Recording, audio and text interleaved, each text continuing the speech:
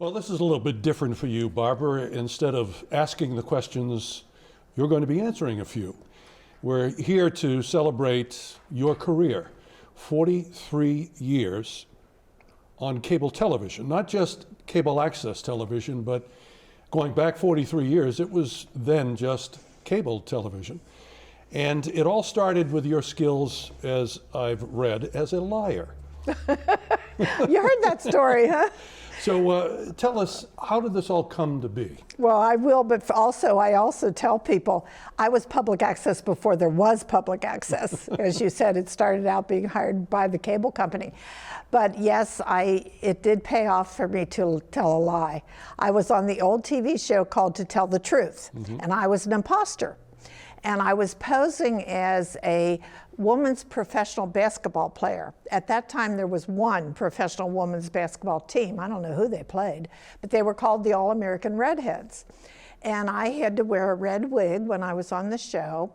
And the real person, most of the audience is probably too young to know this show, but the real person was the same height as me, and the other imposter was a little taller than us. And there were the usual panelists, Peggy Cass, Bill Cullen, I don't remember the other one, but the special one that night was Alan Alda.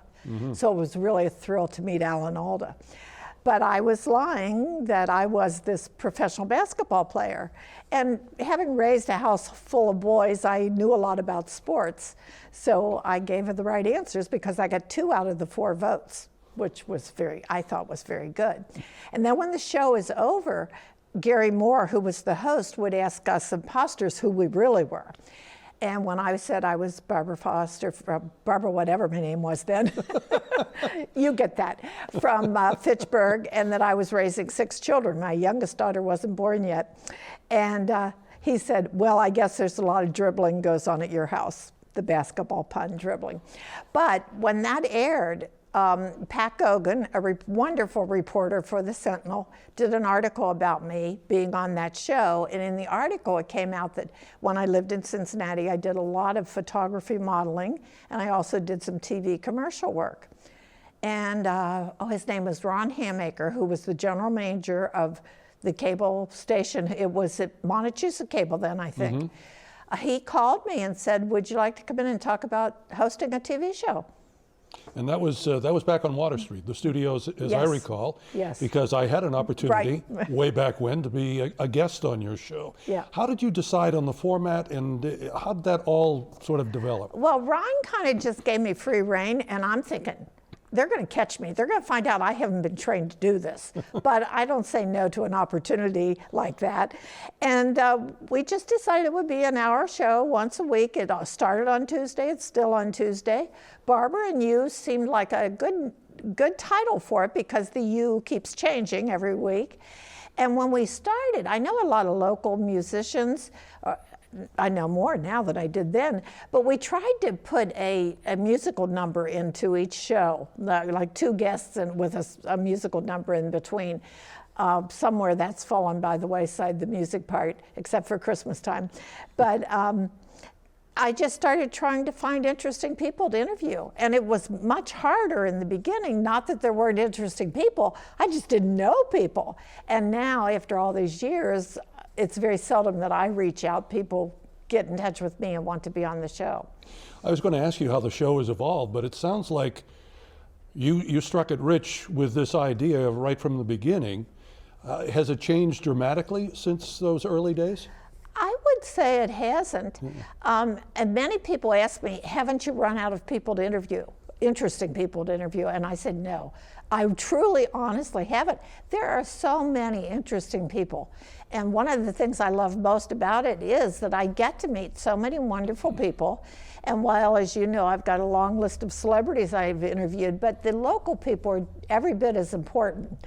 And I love it when I can shine a spotlight on somebody who hasn't gotten the recognition that they deserve, and I can pull them out. And this is great being interviewed because, as you know, as the host, it's not about you, it's about the guest. So I say I do a talk show, but I don't talk a lot. I hopefully don't talk too much on my own show. I want to get the guests talking. Although one of my friends always refers to my show as Barbara's All Talk. Well, we'll get into some of your celebrity interviews in a few minutes, but I wanted to talk about, in your notes that you sent to me, something about a worm eating contest. Well, what was that all about? That's one of my favorite stories, and the Donnelly brothers also remember it well, and I've told it many times. It was in the old studio on Water Street, and actually we were trying to raise funds to keep the Civic Center open. We had an organization called SOC, Save Our Center. And we did a fundraiser, sort of like a telethon, and I invited lots of people to come on and talk and whatever. And you probably remember Gary Todd, sure, handsome fellow with a dark mustache. Well, Gary was going to shave off his mustache if somebody donated $100. And then when I mentioned the Donnelly brothers, and I believe there's 5 of them, they were well known in the area for their hockey. They were quite all very good hockey players. And of course, Tom Donnelly's been on city council now, but this was a long time ago. And so they volunteered to come on and have a worm eating contest. And I'm like, oh, okay, if you insist. So they walk into the studio and they have this silver platter. And in the center of the platter is a round bowl full of nicely washed earthworms, regular old earthworms. They had some pieces of lettuce around the edge, some crackers, nice hors d'oeuvre, right? Somebody else is bringing another tray with all these little plastic cups of water. There's maybe 6 or 8 cups of water. So I don't know which brother went first, but it was who could eat the most worms. So one of them ate a worm and took a drink of water and didn't have any ill effects. But I think it was Tom's oldest son that was with him, and he might have been about 12 years old. And he wanted to be like the big guys. And he begged them to let him eat a worm. And I wasn't going to stop them if they're a kid. So he ate a worm, picks up one of the glasses, goes like this, and then he starts gagging like he's going to throw up right there. He puts it down, he looks at me, he says, "That's not water, it's vodka." You didn't hear the whole story before? Yes, they had vodka in those cups, and I had no idea. That's probably why they were able to eat the worms. Yeah, really. But I really thought the kid was going to throw up right there beside me on the set. Well, you mentioned musicians and music on your show, and I wanted to talk to you about a couple of well-known artists that you've interviewed over the years. Let's start with Karen and Richard Carpenter, the Carpenters. Oh, wow. And I actually didn't get them on video. That was a newspaper article about them.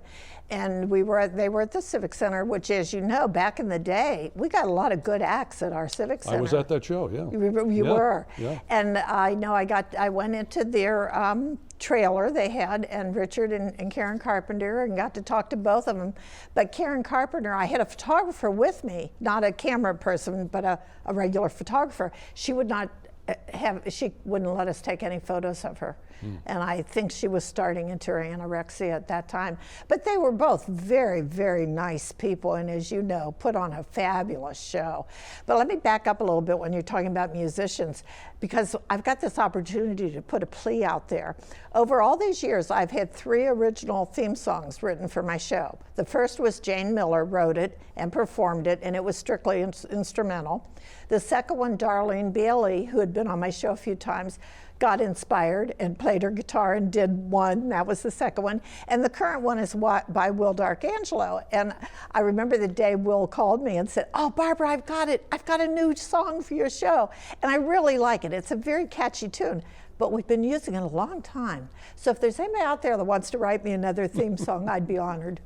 Well, I have an idea. The other artist I wanted to talk to you about, one of my favorite artists of all time, is James Taylor.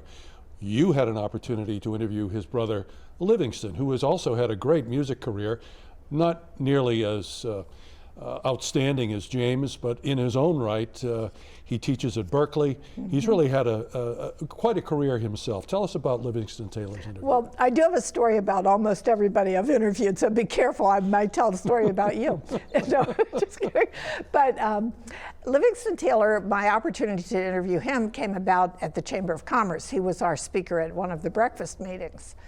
And he was very, very nice, very personable. And somewhere along the way, I said, would you sing a song for us? And he said, not unless you pass the hat and take a collection. So that's my Livingston Taylor story. Although I did run into him or flew on the same plane with him after that fact, and had a nice chat with him. And no, I never got to meet his brother.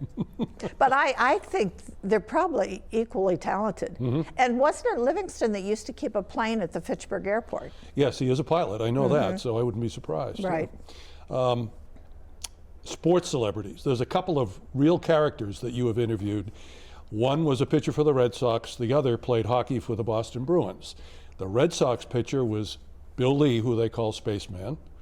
And the Bruins player that I'm thinking of is Derek Turk Sanderson. Both of them, real characters when they were young and at the peak of their careers. Tell us about those two interviews. I don't remember a lot about them. I believe at the time Bill was living up in Maine, I believe. He seemed like a nice guy, but I can see why he was called Spaceman. Or is that what it was? Spaceman, yeah. Because you'd ask a question and you didn't know if he was trying to think of the right answer or if he wasn't listening to you at all. But he was nice, and I like people that are a little off-center. Well, that's good. Sanderson was in town. Actually, I think he was at that time. I think he was trying to make a comeback, and of course, this is when the Bruins trained here in Fitchburg at the Civic Center. Mm-hmm. Thank you, George Wallace. And he was just kind of a wild man. You just never knew what he was going to say next. I think we actually went on one date also. Wow. I didn't tell you that part. We'll have to have a little conversation later about that. In later years, I do recall him saying that Bobby Orr saved his life. Yes. I recall that because Derek Sanderson had problems with substance abuse, and I do remember that Bobby Orr was integral in his recovery. I would have loved to have interviewed Bobby Orr, but I never got that opportunity. Now, another player, and I worked with Rico Petrucelli in broadcasting after his career with the Red Sox came to an end, and I know you've interviewed Rico. Entirely different. He's not the character that Bill Lee or Derek Sanderson are or were. But tell us about Rico Petrucelli, what you remember about that interview. I just remember him as a very nice person. Yeah. And I think with celebrities or people that are well known, 9 times out of 10, they're very, very nice people, very receptive. I've only had 2 instances where a celebrity has let me down. And I'm going to tell you who they were. Helen Reddy. Now I've got a crew, I'm at the Civic Center, I've made all the pre-arrangements, and her husband comes out and tells me she can't do the interview. And the other one was Martin Mull, and a lot of people don't even know who he was. He was on that Fernwood show or something. Yep. Same thing. I'm there, ready to go, and no, he wouldn't do the interview. Now the flip side, and I may be getting ahead of you because I know you're going to mention Johnny Cash at some point. Yes, I am. Okay. And I want to tell you that in connection with those 2 people who basically stood me up, Johnny Cash could not have been nicer. I had a little good opening because my brother happened to have a Sun record, the old 45 Sun records that he sent to me when he knew I was going to interview Johnny Cash. So having that to show him that I had that got me off to a really good start. And I really wanted to interview his wife, but she was getting ready for the concert and she didn't want to come out. But he was just so nice, and was at my last anniversary show or something, we showed a clip of it, and my daughter hadn't seen it since she was a little girl, and she was very impressed with how complimentary he was to me and the whole interview process. And several years later, he was appearing at Indian Ranch in Webster. Mm-hmm. And I got in touch with his people, and they said yes, he could do the show. He'd grant me another interview. So I got there, had the crew with me. Johnny Cash was sick that day. And they sent somebody out to apologize profusely and tell me he wouldn't be able to give me an interview. But because he couldn't, he was sending out his son, John Carter Cash, and his band leader, Marshall, I forget his last name. But he appreciated the fact that we'd gone to an effort, and he didn't want to stand me up. Mm-hmm. And I remembered him saying that when he was in his drinking days or whatever, after he got clean, he vowed he would never, ever stand up an audience. So he was going to put on his show. He just didn't have the energy to do the interview before. And I actually saw two men helping him onto the stage. He was sweating profusely, and he put on a show like you would never known he was sick. Mm-hmm.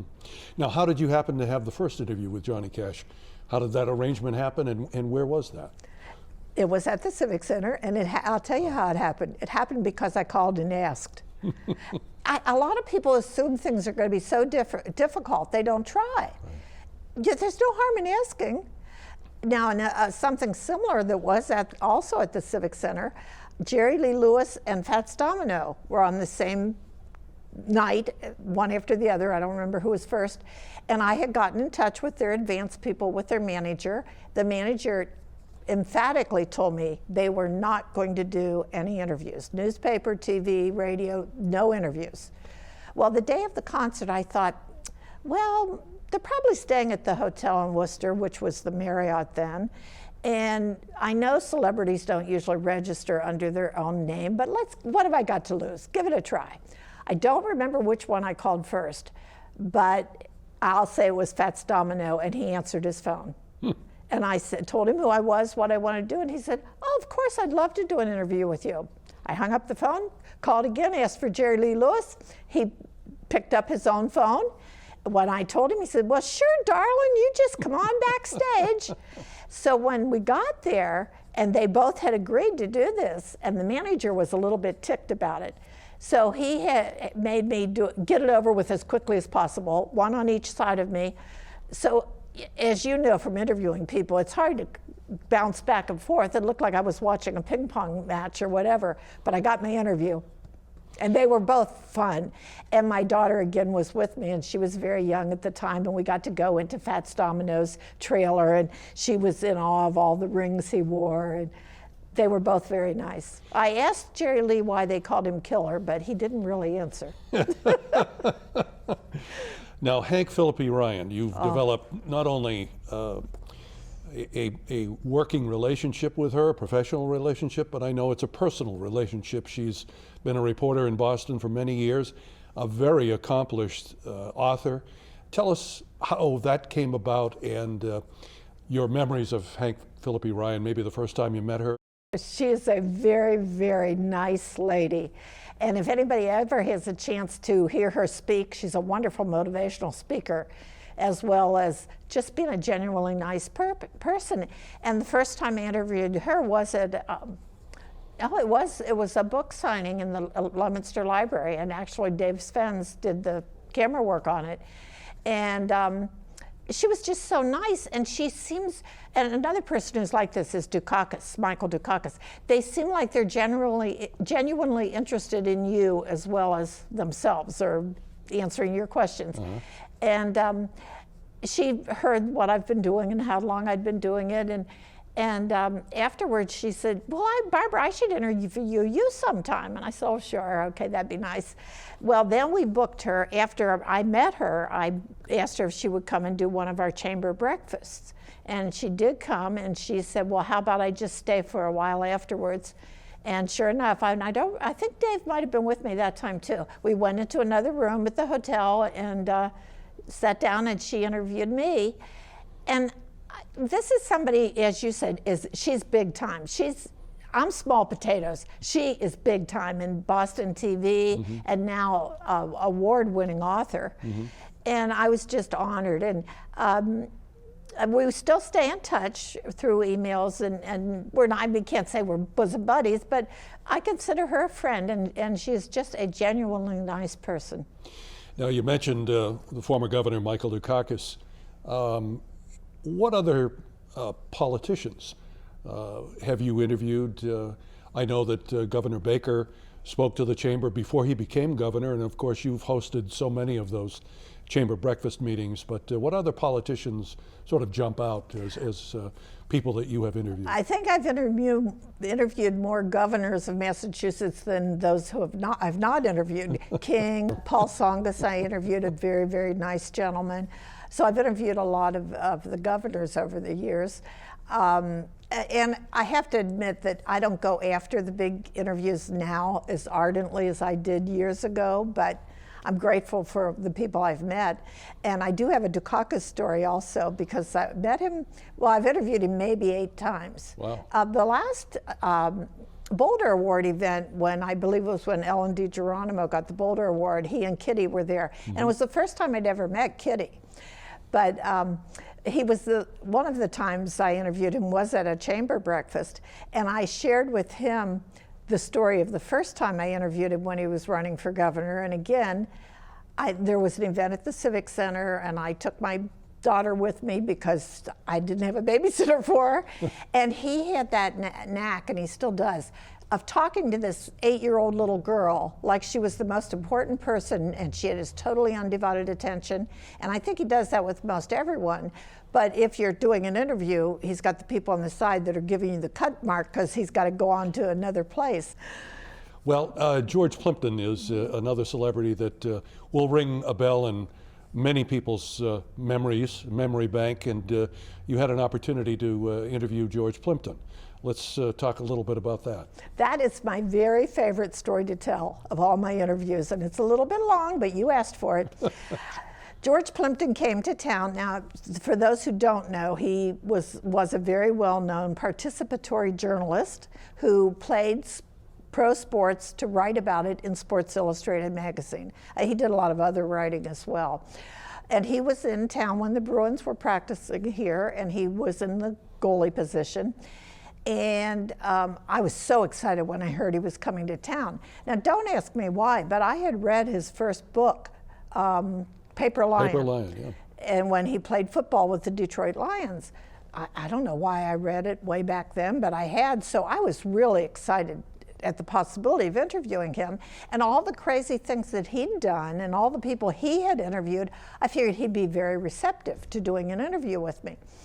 So he was staying at what was the Holiday Inn, and he was coming to the Civic Center every day, and he had to go right past the TV studio on Water Street. And I got him on the phone a couple of times at the Holiday Inn, and he never really said yes, but he never really said no either. He was cordial, but I kind of felt like I was bothering him. So I found out what time he was going to arrive at the Civic Center, and I stationed myself at the side door where he came in. And when he walked in, and he was about 6'4", and he walked with a very long stride. So as soon as he entered, I said, "Hi, I'm Barbara, we've talked on the phone." He glanced at me, he never broke stride, and now I'm almost running to keep up with him, and my mouth is going as fast as my legs. And I'm like, "Remember, I called you and you said, and we're going to do this interview, and it's very convenient. You have to blah, blah, blah, blah, blah, going on and on and on." And he's just kind of nodding his head and not really paying attention to me. Now he's going downstairs to go into the locker room. And in those days, women didn't go in locker rooms. But I stopped on the stairs and I screamed at him. "Remember how you felt when you wanted to play with the Detroit Lions and they wouldn't let you?" He looked at me and said, "Where do you want me and when?" So he came to the studio. The minute the cameras went on, he oozed charm. He was so charming. And my favorite story of all the things we talked about now, in addition to playing every major league sport, he walked tightrope with the Wallendas. He was in the Lions Tabor cage with the Ringling Brothers Circus. The man he'd done almost everything. He said, without a doubt, ice hockey is the most skilled sport there is. No doubt about it. But the most nerve-wracking thing he ever did was playing the triangle with the New York Philharmonic under Leonard Bernstein. Sports, you expect people to make a mistake. He said, but if I hit that at the wrong time, I ruined this beautiful piece of music. Yeah. That really floored me, and I think it's very interesting. And then, as it turns out, he came back to town 3 or 4 years later to speak at some fundraiser, and I again contacted him. And I said, "You probably don't remember me." And he said, "Remember you? You practically followed me into the locker room." So I got a second interview with him, and we even danced together that night. But I just thought that was a very profound statement. And I think he passed away maybe 4 or 5 years ago, I think. Now, we started talking about your early days in this business. You came to FATV in 2004. I did some research, and I'm pretty sure that's... Good, because I never remember what year it was. You can remember. How did that come about? How did you end up here? Okay, and it was Montechusett Cable when I was first hired. I'm probably going to skip some of them. It was Adams Russell. It was Cablevision. somewhere along, and at this time I was doing my show, and I was also program director for this cable studio. I knew there was an access group, but I knew John Giannetti. Mm-hmm. I sort of knew him, but I didn't really know much about what went on over at FATV. But Cablevision sold it. And for a period of maybe 6 months, AT&T owned the cable system and decided to cancel all the local programming. Well, at that point, I'd been doing it 20-some years. Mm. And I thought, well, it's been a good run. I'm not going to get upset about it. And that was when I got paid to do it. And it wasn't a lot, but I got paid. So I was mentally okay with giving it up. And the day I was to do my last show, I was contacted by Leominster TV, Lunenburg TV, and without a doubt, at that time, Fitchburg had the best studio, the best equipment, a lot of personnel, and I made a deal with Paul. I said, I will bring my show to Fitchburg on 2 conditions. 1, you always provide a crew for me. And he said, that's not a problem. We have a lot of college interns, and we have had wonderful, wonderful interns from Fitchburg State, and even some high school kids, mm-hmm. as you know, that are just so good at what they do. And the other condition was that he would allow me to air it in other towns. And as you know, we're now on in 7 towns in Central Mass. So that was the deciding factor, and I've never looked back. I love being with FATV. It's a wonderful organization. We've got great people here, and I like what I'm doing. And you volunteer. Yes. People who do programming or produce programs or host programs at FATV are volunteers. How do you keep yourself going? How do you motivate yourself year in and year out to continue Barbara and You? Well, I really like it. I like the fact that I meet so many interesting people. And to be honest, as you know, I'm a full-time realtor as well. And there are days that I think, oh, do I really feel like going to the studio tonight? But I've never left here wishing that I hadn't come. I always leave here on a high. I enjoyed the chamber meetings, which are very different from doing a show like this because we have a live audience at the chamber. So they're like 2 entirely different animals. But the day I don't think I have the energy to come, and I do a show and I wish I hadn't come, I'll hang it up then. Or when I die, or you fire me. I don't know, Scott, but I'm gonna hang on. I see no reason not to do it. Now, we started the interview talking about your skills as a liar. We're going to conclude the interview by having me call you a GOAT, which stands for, as we know, greatest of all time. And 43 years, consecutive years, doing Barbara and You on cable television is, I'm sure, a record nationwide. So you are a GOAT. You are the greatest of all time. You're receiving FATV's highest award this year, the Boulder Award, which we will be presenting to you a little bit later in May. And it's been a pleasure. I've known you for a long time. I've been on your show a couple of times when I was a young kid and when I was an older man myself after I started working here at FATV. And our friendship, I've always respected you. I think you do a great job. And it's been our pleasure, Barbara, to be participants and also part of the audience for your show. Congratulations. You're making me tear up. Thank you so much. I'm honored. Thank you.